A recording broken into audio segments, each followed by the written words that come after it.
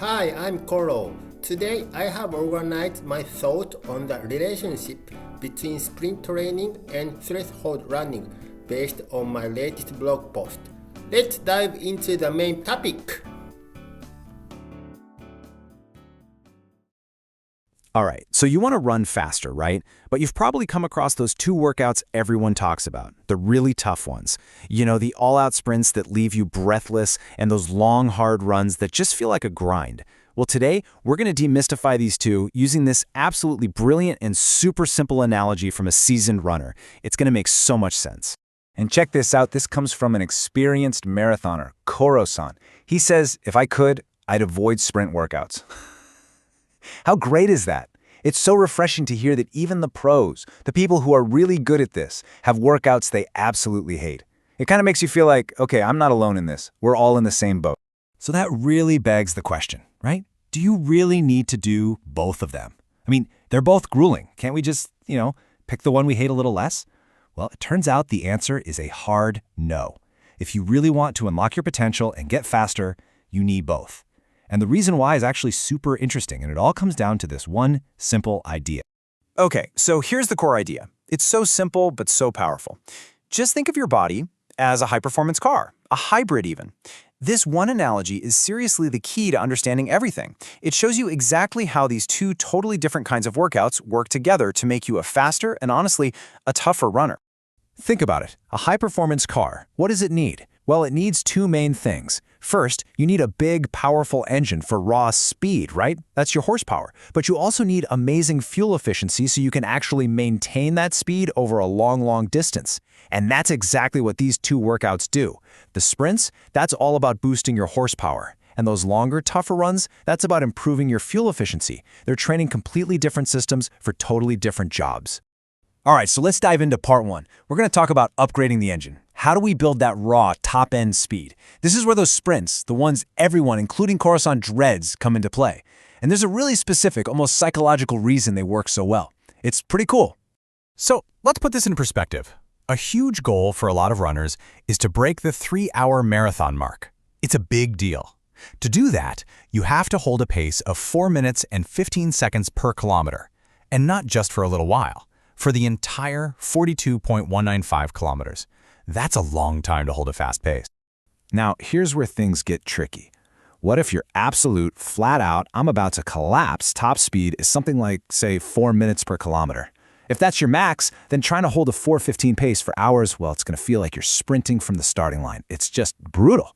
Physically, mentally, there's just no way you can sustain that. And this is where the magic of sprint workouts happens.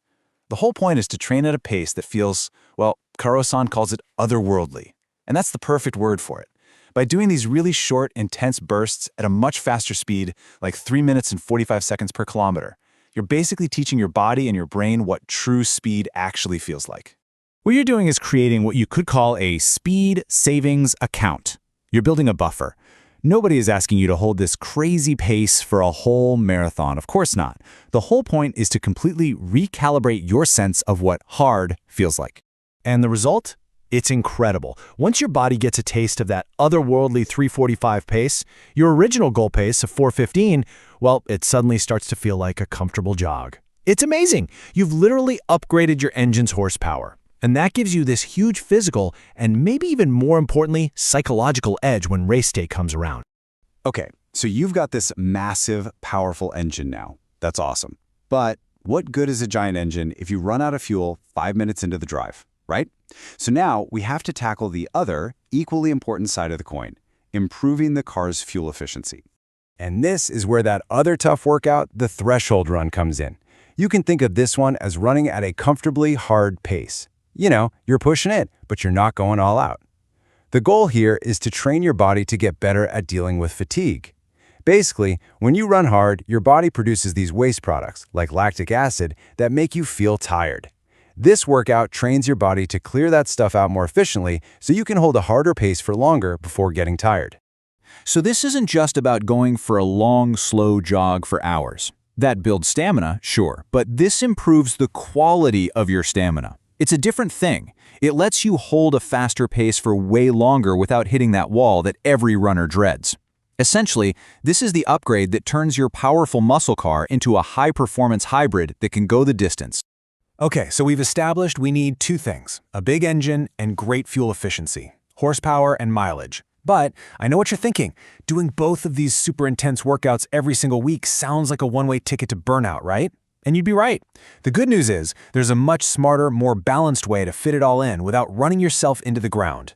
Let's take a look at Karan-san's actual sample training week.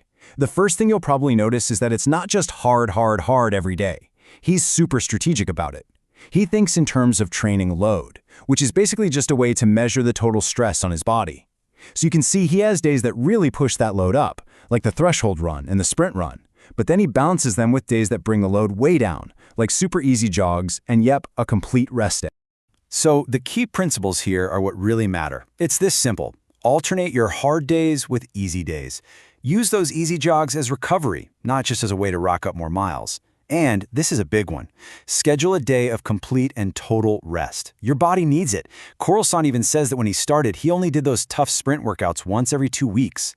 The real goal here is consistency over the long haul, not just killing yourself every single day.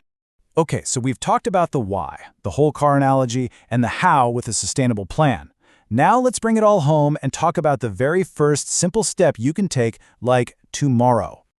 So, to recap the key points: sprints, that's your horsepower. It gives you top-end speed. Threshold runs, that's your fuel efficiency, letting you sustain that speed. You absolutely need both to turn yourself into a high-performance racing machine. And the secret ingredient that holds it all together? Managing your training load so you don't break down. So here's your first tune-up. It's super simple. Just start by thinking about your workouts differently. Ask yourself, is today a horsepower day or is it a fuel efficiency day? That's step one. Then, for this week, don't try to be a hero and do everything at once. Just pick one of these hard workouts to try. Just one. See how it feels. Because remember, the journey to becoming a faster runner, well, it's not a sprint. It's a long, consistent, and hopefully enjoyable drive. Thank you so much for watching until the end. If you have any topics you'd like me to cover in future videos, please let me know in the comments. I would love to hear from you. Bye!